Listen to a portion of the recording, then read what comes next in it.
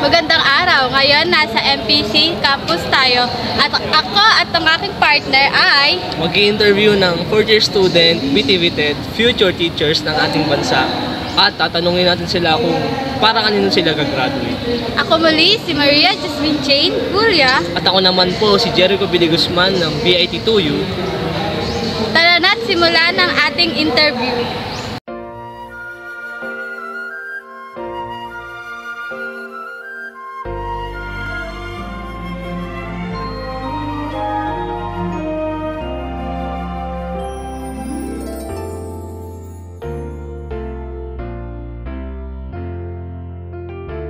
Good afternoon, ma'am. Pwede po ba kayo ma-interview? Oo naman. Ano pong pangalan? Ako po si Flor Perla, si student teacher sa Barista. Para kanino po kayo gagraduate?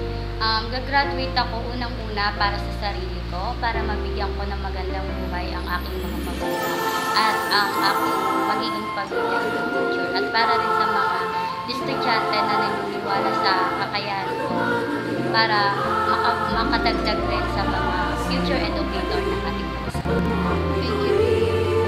Kung pangalan niyo po? So, ako si Rodeline Dios.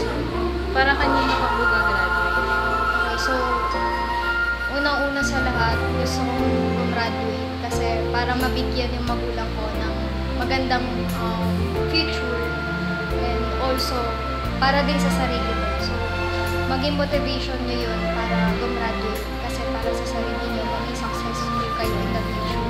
And also, bilang isang future educator, gusto ko din gumraduate para makatulong sa bayan ko, para sa mga students na nangangailangan ng edukasyon. So, yun. Thank you. Magandang hapon po. Ako po si Jerry Billy Guzman po. Ano po pangalan niyo? Ako si Lester Bacanto. Sir, tatanungin ko lang po kayo kung para kanino po kayo gagraduate. Para kanino ako graduate. So, ang inspiration ko para mag-graduate is yung mama ko. So, si mama kasi, bago siya mamatay, dami niya sinasabi sa akin na gusto niya ako mag-graduate. At nangako ako sa kanya na mag-graduate ako kahit ano. So, bago lang din siya tumatay. Pero kahit gano'n, kahit madaming problema dumating sa akin, hindi pa rin ako sumunod. Kaya, ayun, siya talaga inspiration ko para mag-graduate. Ganda po ng inspirasyon niyo para po. Thank you po. Thank you. Gandang hapon po. Ako po si Carbigal Galan. Ano pong pangalan niyo? Ako si Alice Perez. Pwede po ba kayong ma-interview? Pwede naman. Para kanino po kayo graduate? Ako, graduate ako para sa pamilya ko kasi syempre sila yung nagpapaaral sa akin. Yung reason kung bakit ako nandito. Kaya sila yung inspiration ko para mag-graduate. Maraming salamat po sa napakaganda niyong sagot. Magandang araw, sir. Pwede po ba kayo ma-interview? Pwede mo. Ano pong pangalan? Ako si Joshua Dickinson. Para kanino po kayo gagraduate? Siyempre, wala sa sarili. Kaya ako yung nagsusuwi ka para sa sarili ko. Magkaroon ko na ayos na pinabukasan. Pangalawa, sa parents ko siyempre. Gusto kong bumawi sa kanila sa pamamagitan ng pagtatapos. At mabigay siyempre yung mga pangailangan nila sa mga as a future purposes. Yun. Thank you po, sir. Sir, magandang araw po. Matanong ko lang po ano pong pangalan nila. Okay, ako si Beverly M. Bahid Jr., then major ko City.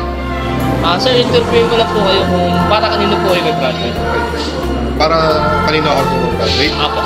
Para sa pamilya ko and then para sa sarili ko. Kasi once naka-graduate ako, madali ako makahanap or may opportunity ako makapag-work outside. And then, yun yan. Pag nakapag-work ako, magkakaroon ako ng income or pera and then pwede ko matulungan or yung ibang tao. Thank you po, sir. Sir, thank you po. Magandang araw po. Ako po si Charlene Insigne. Ano pong pangalan niyo?